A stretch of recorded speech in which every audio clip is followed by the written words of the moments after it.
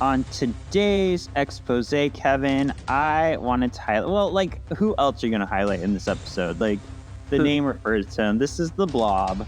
The Blob. Yeah. Nothing moves the Blob. Oh, Konami X-Men video game. The Blob first appeared in X-Men number 3 in January 1964. This fucker's been around forever. Created by Stanley and Jack Kirby. Real name is Frederick J. Dukes. He has superhuman strength, stamina, endurance, durability, and mass. And he can even like generate his own personal gravity field. So that's why, like, in M-Day, or Decimation, which came right after M-Day, when a lot of mutants lost their powers, all of his fat like got saggy. Like, he was really saggy looking because there's nothing to hold it up. It was really gross. That's funny. Oh, wow. Yeah, and this guy, oh my gosh, he's been in Spider-Man and His Amazing Friends, X-Men Pride of the X-Men, X-Men the Animated Series, X-Men Evolution, Wolverine in the X-Men. He was in an early draft for the early X-Men movie in 2000, the original X movie. He was in X-Men Origins Wolverine, played by somebody different from who played him in X-Men Apocalypse. And he was also in Deadpool and Wolverine, spoiler, played by somebody different. So he's like the Jubilee and Kitty of these villains. Yeah. Yeah, so Blob. We'll talk about him more throughout this episode. We'll just leave it at that. Boom. Okay. Boom, boom, boom. I want you in my room. Let's spend the night together. No, it's okay. No. It's a dangerous slope. Yep. Welcome to Bayville, my new home. It's time you remember why they call me Storm. Look at me, I'm fat. Do I look that bad to you? Easy, Fuzzy Elf. Everything is going to be just fine. Storm.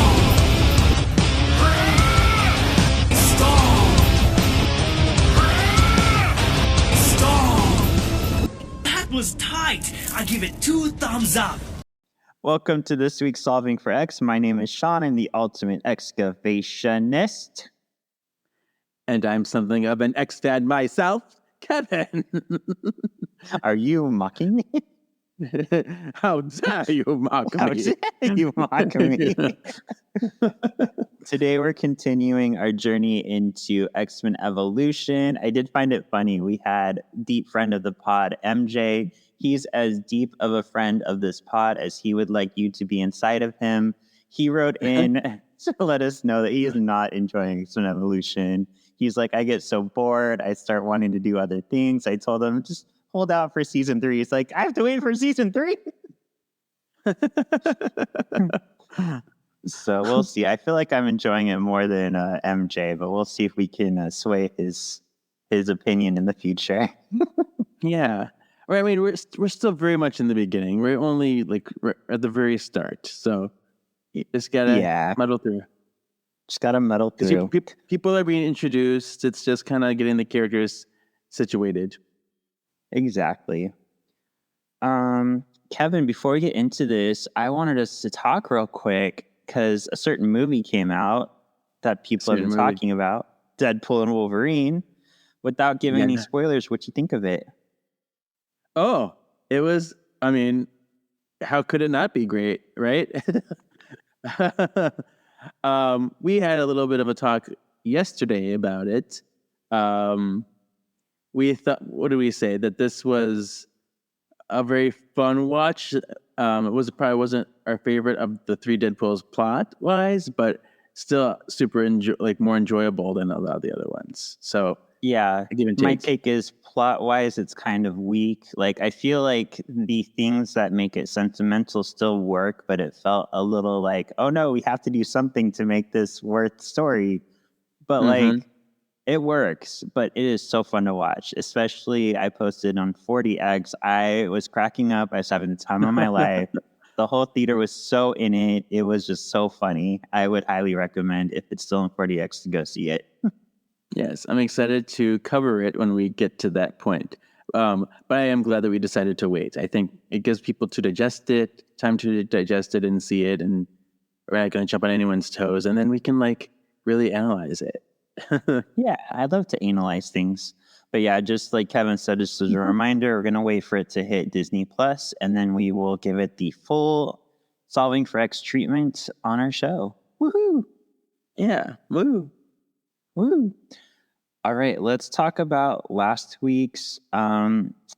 Previously on, we asked, which rogue do you prefer? I got some fun little responses to this. I saw some of them. Like, Yeah. like is the animated series one available? Yeah, Like Tass. that. And like the reason I didn't include that one is we all would have picked her. Obviously, we all Right. love Lenore. We all love the original series. Like she would have won hands Yeah. down. That's not interesting. Yeah. Keep it between. You have to go with what's there, peoples. Yep. And then I loved it. My best friend Rachel wrote in because I know for a fact that she does not like Anna Paquin's acting. So when it was announced, when she was announced to be Rogue and Sookie Stackhouse, two of Rachel's favorite characters, it destroyed her. So she wrote in and said, I don't understand. There's no contest. Obviously, one of these is better. And I said, Rachel, I know you have a big old lesbian crush on Anna Paquin and you want to pick her, but everybody else is picking X-Men Evolution. And she sent me the little like throw up emoji.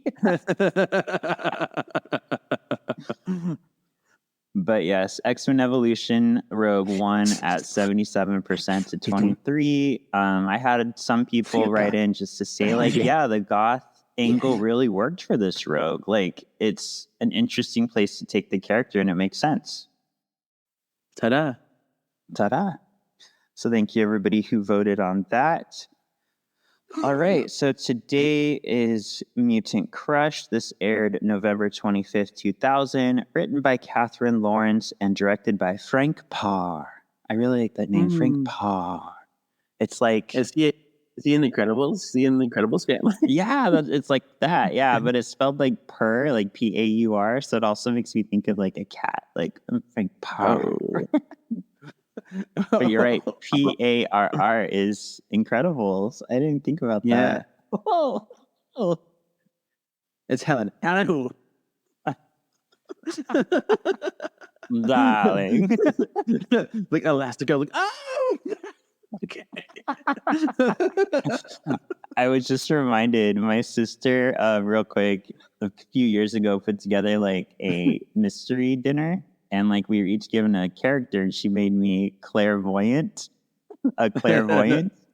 So like I wore a Satanist shirt, and I like had a head wrap, and I modeled myself off of Edna Mode. The whole night I was like, darling, your future does not look good.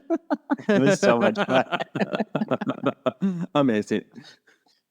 Yeah. When we do a new one, I should record it and like post it. That'd be fun. All right, but let's get started. A monster truck rally. The main event starts and the Blob is introduced. Fred Dukes shows off his strength by pulling on two trucks driving away from him. Principal Darkholm eagerly watches from the bleachers. Fred gets overzealous and falls off of the subdued trucks. Everyone but Logan and Jean laugh at him. Look at the fat guy. He fell. What jerks. It was weird because at first they cheered like, he's so strong, we love him. And then they're like,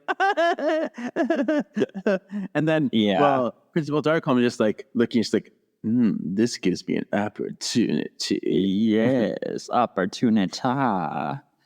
Opportunity. I actually grew up going to like monster truck shows and races, which is funny to me because this was my childhood because my dad was into all this stuff. Oh. Yeah, you never have thought, huh, with this faggot ass. Right. I remember those commercials. Yeah, they always had like the Sunday. Yeah. They kept the Blob's name the same. He's Fred Dukes. This is the first character they kept. Yeah. Well, besides our main cast, but yeah. Well, yeah. So back at the school, Raven introduces, Principal Darkholmes, Raven, introduces Fred to his class schedule. Look at this. Here you go. Fred leaves her office to start his schooling. He asks a rando for help. He's like, hey, do you know where I'm supposed to go?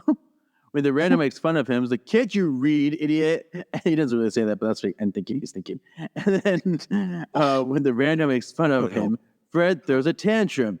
He's about to crush the rando with the locker when Jean stops him.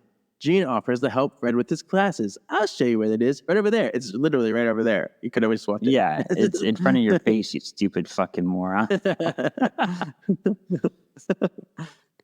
Later, in drama class, and Kevin's there, Rogue is assigned a scene with Scott. They're given Shakespeare's Henry V.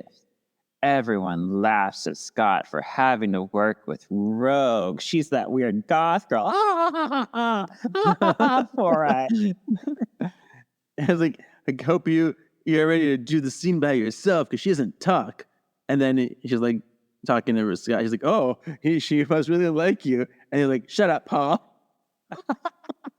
No, I thought of making mention of Paul from Power of X-Men, but I guess I just did. Well, did you know this is the same kid that was like hanging out with Scott in the first episode of this season? So now we know his name. Okay. Yeah, it said it was the reintroduction of Paul and the introduction of Jean's friend. I forgot her name, though. Oh, yeah. Mm-hmm. Oh, yeah. Taryn. Taryn, yes. You're so good. I know. Fred is wandering the halls looking for food. Jean and Kitty see him and gossip about him. Fred cuts in line and demands all the food. He's like, not a plate. Put it on the tray. Nice and heavy. Load it up, lady. I feel bad for this lunch lady. She's like, oh, okay, whatever you say, students. Don't eat me. Scott and Kurt join Jean and Kitty.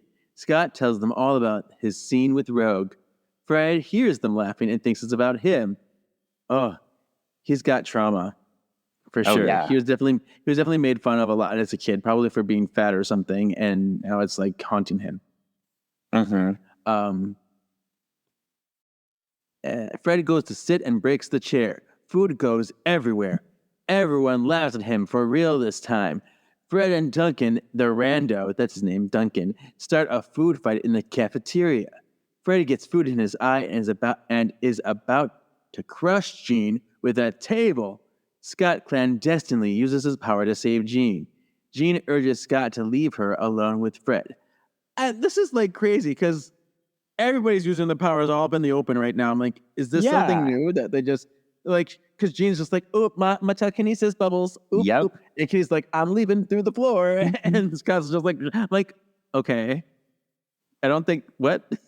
Students are still around. This assumes that everybody left the room and only the X-Men are there. But when Jean was walking, she was walking through the middle of the room with everybody there. Like when Scott used his power, you can make the assumption that people aren't around, but somebody would have seen. Yeah, and there were students hiding behind tables still. They were still in the room. Oh, okay. So yeah. Yeah, and apparently Blob did not see Jean using her power because later he's like, oh, you have powers too? I'm like, didn't you see me in the cafeteria? Yeah, just casually walking and batting food away. Scott goes out to the hall where he sees Rogue. I can't call her Anna Marie. I know that's her name, but like she's Rogue. She's Rogue. Yeah. I don't think we talked about this, but even Irene called her Rogue in that episode with her, and she doesn't go by that name. It's almost like she saw the future of what she's going to be called, you know? That's true. That's a good point. Oh, look at you. Yeah. Yes. She is surprised at how much the X-Men take care of one another. The two start to bond, but Principal Darkholme. So, the Care Bears movie 2, The villain is Dark Heart, and he always says it like that. So that's what I'm giving. That's what I think of with Dark Home. Which also has the voice of Alison Cord Jubilee, X-Fantastic, and Cree Summer, who did the voice of Foxy Love. Yeah. Yep. She was also a Rugrats character. Yeah, she forget her name. was. I don't know when I started paying attention to voice actors, but I totally did, and now I know a lot of them. I'm weird. Yeah. She is surprised at how much the X-Men take care of one another. The two start to bond, but Principal Doc Home breaks that up right away. She orders them to get back to class. Scott reminds Rogue about their meeting in the park later to practice their scene. Oh. Stop it. You're dirty. Oh.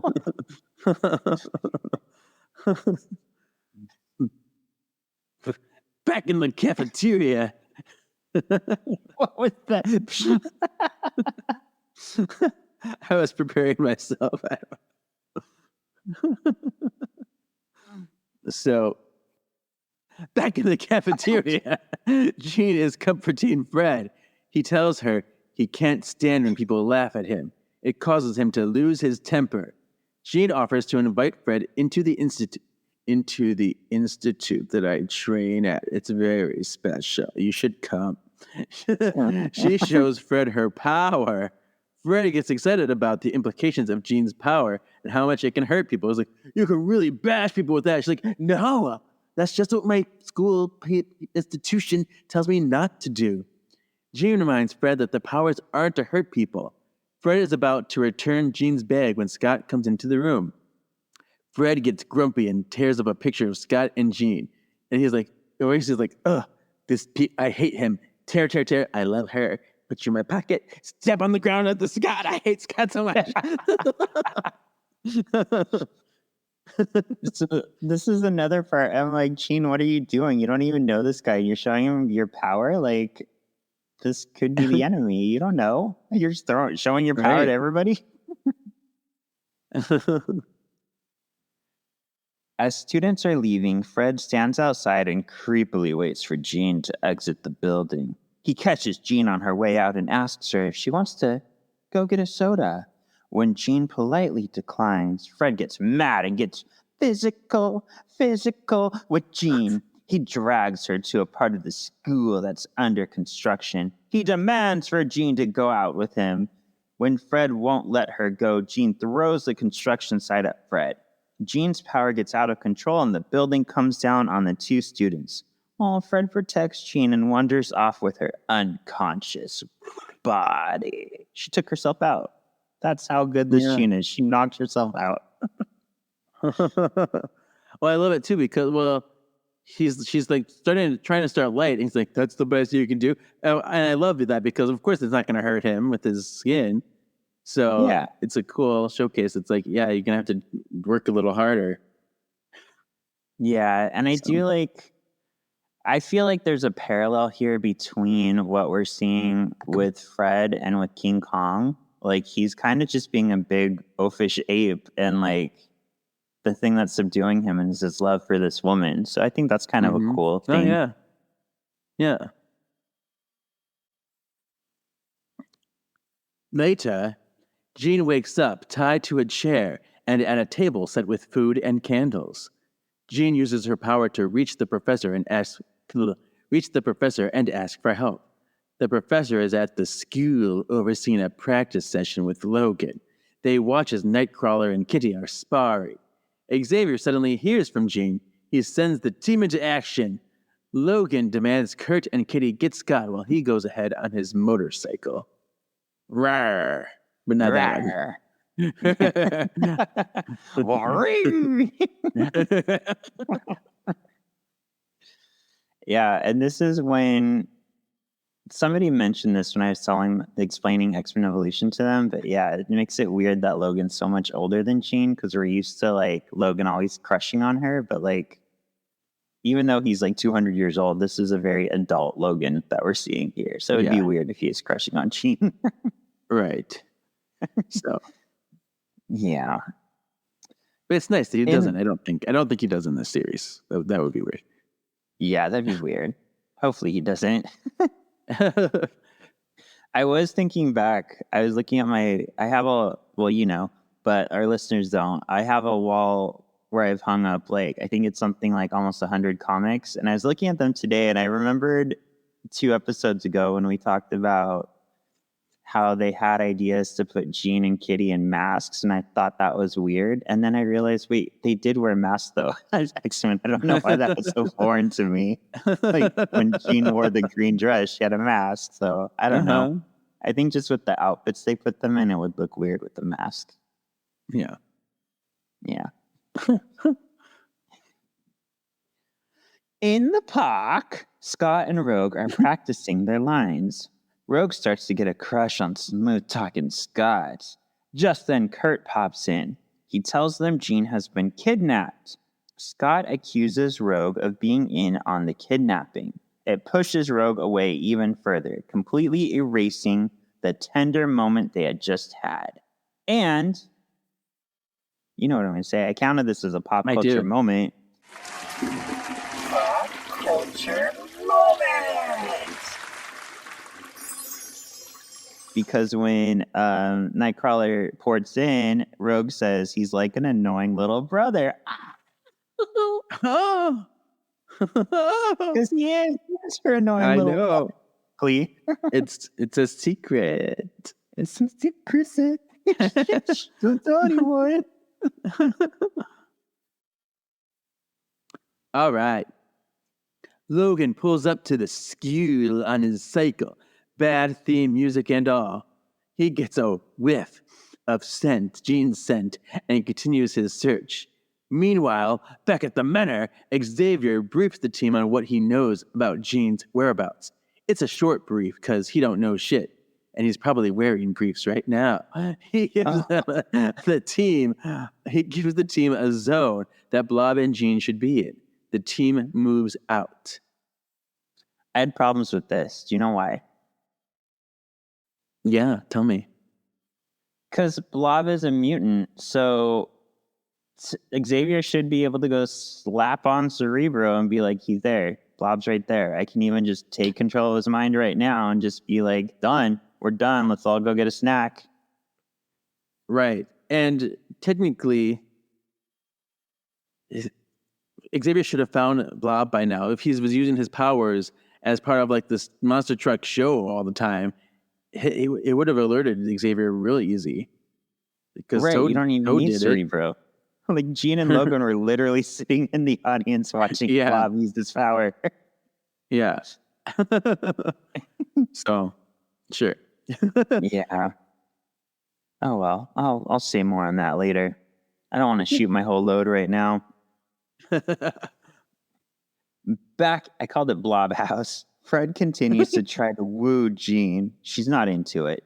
Outside, Logan arrives with his bad theme music. He reports in that he found Jean at the old Iron Works. That reminds me of the old Batman cartoon, the 90s one, because like it was always in like the old toy factory, the old fish cannery. Like it's always some old building. Yeah. Which, by the way, Batman Cape Crusader's out now. Oh, I'm so excited. I'm going to watch it because Paul Dini, who wrote the original series, wrote this one, but they don't connect. It's a brand new series on Amazon. Okay, Amazon. Mm-hmm. Xavier demands Logan to wait for the team, but it's Logan and he goes in anyway. Blob and Wolverine start fighting. Jean takes the moment to use her power to try to free herself. Enter Cyclops! He starts blasting Fred until Fred throws Logan at him, knocking them both out. And the visor falls off. Yes, it do. Outside, it's so beautiful. Rogue sneakily takes unconscious Scott's power. You see a little hand go touch, touch, touch, touch. And inside, Jean mentally throws a filing cabinet at Fred. He gets mad at Jean for pretending to be his friend. Well, I can say the same thing about you because friends don't kidnap people. Anyway, Blob goes and picks up a huge piece of machinery to throw at Jean, which it wouldn't even fit in that room anyway. So No. like it's not gonna fit through that door. When I thought it was gonna try to just put it in front of the door so she can't get out, but she could always move it with her mind anyway, so it's not like a huge deal. Well, I found the implications of it strangely dark for this show. Like what, he was gonna squish her with it, and kill her? That's so dark. Yeah, it was a weird thing to animate. I didn't understand it at all. Yeah. Just then, Rogue shoots Blob with Scott's eye beam. But she's like, my eyes are glowing, but I'm not going to shoot it every time. I can look at you and then say when I want to shoot it. Rogue takes Blob's strength and throws him. Blob gets up and throws himself at Rogue. She blasts him through the ceiling. Blob lands in the dump where all the seagulls laugh at him. They're all going to laugh at you. They're all going to laugh at you. It's like, I think they just want to eat something. Yeah, that's just the noise seagulls make. Yeah. Mine. So let's talk about this. So Rogue could control Scott's powers. Is this okay? Should she be able to? I think so, because she does not have the same injury that Scott has when he fell out of the plane. So if this would have been if Scott never hit his head and he had control of his powers from the beginning, this would it would look like. Exactly. And we actually talked about this on Enter Magneto, because in Enter Magneto in the original series, Rogue wasn't able to control it. And we said she should because, yeah, she didn't have the brain injury. But technically in the comics, that has been retconned again to where the brain injury didn't cause him to not be able to control it. So, yeah. So by today's standards, she shouldn't have been able to. But when this actually aired, it makes more sense that she should have been able to, because she didn't have that So what trauma. did they say now? I don't remember anymore. It's just, yeah, it's been retconned so many times. Because if that's not the case, why can't he control it? Then he has to have a reason for the visor now. True. So let me look it up. I will look it up. Well, I think... Well, yeah, I don't remember. Okay, so it says here, later depictions explain that his lack of control is psychosomatic and due to the emotionally traumatic events of his childhood. So it's not because of it, but he thinks it is, so it becomes true, kind of like Rogue's power. Yeah, and I mean, I guess it's fine, but I feel like that's something I always like that there's a metaphor between his power and, because he's always bottling things up. He's always has the inner turmoil and trauma. But now that's the whole reason for his power operating the way it is too, is even, I don't know. I don't know if I like it. I mean, I guess I'm indifferent. I don't love it or hate it, but I guess it's fine. Yeah. Because I remember there was a time in Astonishing X-Men by Joss Whedon, which we will be covering those motion comics, but I don't need any claws. Yeah. I remember. Emma did help Cyclops control his power, but then the next writer after that, or maybe even Joss Whedon, because even in that, it reverted to him using his visor. So, I don't know. Yeah, Rogue and Cyclops have gone back and forth over the years. Okay. Even more so Rogue than Cyclops. Every other writer's like, no, she can control it now. Oh, wait, no, she can't anymore. Well, she kind of can, but not really. Speaking of, Rogue helps the team come to. She tells Scott she only took enough of his power to help Jean.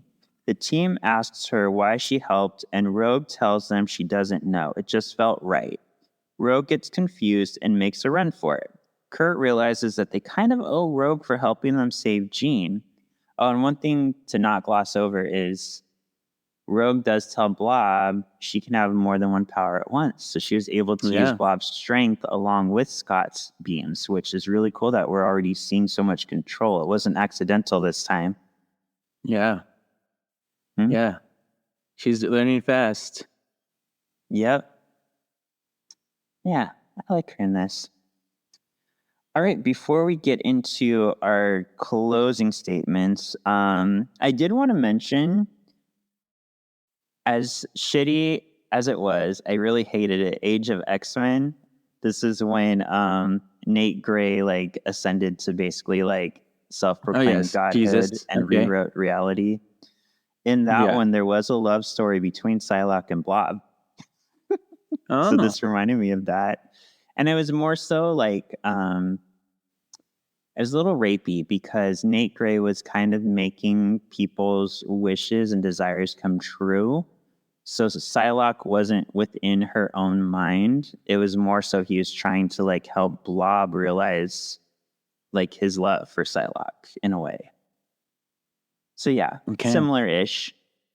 And also, this originally was going to be a two-parter, so it was called The Adventure Continues, Part 1. I'm like, who is naming this stuff? That's the worst name. Yeah. The Adventure Continues. Okay, that tells me nothing. But now we got the Mutant Crush. Ooh, Yeah, I got a like Mutant Crush because like it describes exactly what the episode was, and I feel like it's almost a double entendre because absolutely is. Yeah, because Go he's ahead. the Blob. He can crush people, but also he has a crush. Like, it's a perfect name. And there's more than one crush happening. We have Rogue crushing on Cyclops Yes. too. That's true. It's Yeah, we've got all that of starting it. out. All right, so tell us what you thought of the episode and then rate it for us. Britishly bitchin' like Emma, pretty cool like Iceman, Australian Wolverine, you kind of love it but kind of hate it. Fat and sweaty like Jubilee, are unspeakable like X-Men Origins Deadpool. Okay. This is an okay episode. I do like all the characters in here. I don't think it's the most exciting because it's another like small scale kind of high school problem, but I do like that it shows like Blob as a character with trauma and, dare I say, disability. Blob feels kind of autistic to me because he's set on the things that are like most obvious gratification, what he can see is like what I want right now, and he's not comprehending acceptable social cues. So I would say that he kind of is autistic in this show. That makes sense. Yeah. So that's interesting to me. But I'm going to give it Australian Wolverine. Kind of love it, kind of hate it. Because like, it's fine. Like I don't. There's nothing that's like really offensive or annoying to me, but it's just kind of not exciting and just kind of in the middle of the road. So that's why I picked it there. Okay, Jimmy Eat World. So I did like the depiction of Blob in this, and I'll expand on that in a little while. But besides that, I didn't like too much. I didn't like this episode. To me, makes Xavier look weak and like he doesn't know what he's doing. It gave me weird vibes. It was almost kind of rapey the way Blob was treating Jean. And then I mentioned the machinery. I really didn't like that. I don't know why. It just really bothered me that they went there in this like lighthearted show, like he was gonna squish her. So I gave it fat and sweaty like Jubilee. I didn't hate it, but there wasn't a lot else that I really loved about it. Okay. Sorry, boot it. All right, who would you say? Yeah, this is my lowest rated episode too, so I guess it makes sense, That's true. Okay, who would you say is the MXP? I was tempted to say Rogue because Rogue did some really good things in here, but I actually gave it to Jean again. Wow. Because she was a good person and looked out for Fred, always just trying to help him out. But she also wasn't afraid to stand up for herself either when she knew that he wasn't being cool. Like, this is not cool, Blob. You need to learn this. So every moment she took, she tried to teach Fred something. It was like, even when she was fighting him, she was guiding him in a way. And I thought that was kind of really cool of her. Unfortunately, he's not equipped to understand, especially in the high sensory circumstances that they were in. but I commend her for trying, and that's just attributed to her character. Yeah, that's true. That is a very good thing to point out, and much deeper than just saying rogue. I said rogue for the obvious reason. Yeah, she like saved the day in the end, and I like the idea that she knows she's different. She knows there's something calling to her to be better than what Mystique and Destiny want for her. So I like that we're kind of getting this struggle within her early on. Yeah, and I think it's really cool of Wolverine to be like, let her go. She's not ready yet. He recognizes, that she has some working out to do because he's probably had a lot of his own kind of stuff in the past that he's had to work through. So he knows the signs. Like she needs to be alone and do her own thing for now. And right. Yeah, that's a good point. That's cool. Yeah, 'cause he's been through the whole villain thing. He's been through the becoming a hero. He's been through the loner thing.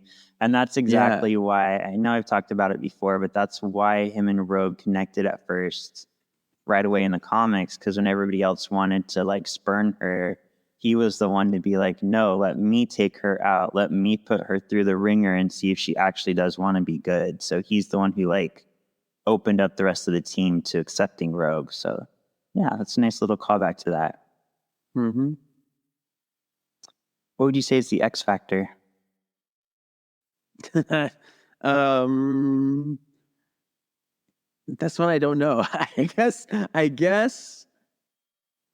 did like the showcase of powers in here again. I love Jean's, her little food, like, I love her telekinesis bubbles. They make me happy to see. I loved Rogue with Cyclops' blast and things. So, yeah, I think the use of powers in this episode will be the X Factor, I guess. Nice. I actually said Blob because in everything else we've seen Blob depicted in, he's always the big, dumb, fat guy. So I like in this that they actually were able to give him emotions, and we actually do see Blob wanting to be good. And like to expand on that, I really like your take on him being autistic. That even adds even more to who this character is. So I like that he's a little more layered, because if you remember him in X-Men Task, like he's a fun character, but he's like, ooh, tutti fruity. Like all he cares about is food, basically. So at least here he's developing into a person. Right. Which is really nice. Yeah. So expanding on that, I want to know from the listeners, for the previously on, which version of Blob do you like the most? The Task version, the Evolution version, the Kevin Durand Origins Wolverine, or the Apocalypse? I know we really didn't get much of him in Apocalypse, but we got to see him in like the suit. So I thought it was valid to put him in there. Sure. Put that picture up. So I already gave mine. I like Evolution the most, but yeah, what's yours?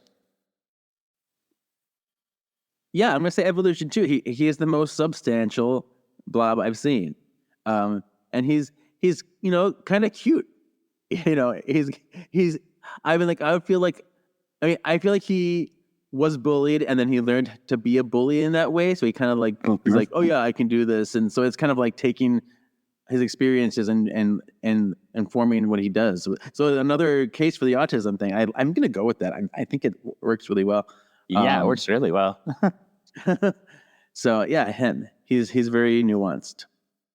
Yeah, I feel like he was a hair trigger away from being a good guy, but like you said, he's been bullied so much that he doesn't even know how to act as a person himself anymore, because he's treating other people how he's treated. I think if Jean had the space and the freedom to like form that relationship, and there's patience and there's a steady, kind of teaching tool or way to do it, I think he could come around. So yeah, I like that. And those are the best villains. The ones that are thinking they're good are like almost good, like Magneto. Right. All right. So next up, I have no idea what this episode is about. It's called Speed and Spike. It's almost like there's an X-Men who runs really fast and has white hair and calls himself Quicksilver. And there's an X-Men called Spike. But we'll see. We'll see what it's about. We might get 2 more people, 2 more characters in this. Yeah. Actually, Yeah. I remember Quicksilver a lot from this. Yeah. I think I kind of remember this. I remember liking Spike a lot. I think he is probably my favorite character, but we'll see next week. Okay. Fun. Where can the people find you? You can find me at my Instagram, KJEEZY87, or the other podcast that I'm doing called Words of the Witches. And we just started the Book of 3. Yeah. And it's fun so far. And we learn lots of witchy things on Words of the Witches. Yeah. We do. We have a fun time. Oh, yeah. And you can find me on mostly Instagram under Sean Perrette. You'll find links there to our YouTube, our TikTok, our other projects and old podcasts. Anything you need, it's all through Instagram, baby. All through the link tree. Mm-hmm. Yeah. Yeah. Oh, yeah. Oh, yeah. Oh, Cool, yeah. Yeah. Who has the same body as the Blob. Thank you for listening. And just remember, nothing moves the Blob. That's right.